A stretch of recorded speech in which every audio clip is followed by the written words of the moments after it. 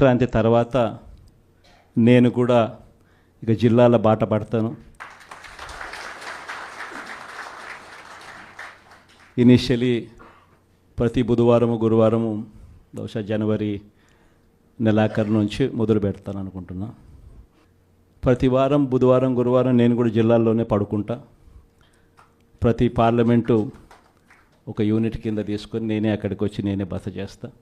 బుధవారం అంతా కార్యకర్తలతో 3 కాన్స్టిట్యున్సీసు, గురువారం అంతా మరో 4 కాన్స్టిట్యున్సీసు కార్యకర్తలతోనే మమేకమయ్యే కార్యక్రమాలు, పూర్తిగా కార్యకర్తలకి కేటాయింపు చేసే కార్యక్రమాలు చేస్తాం.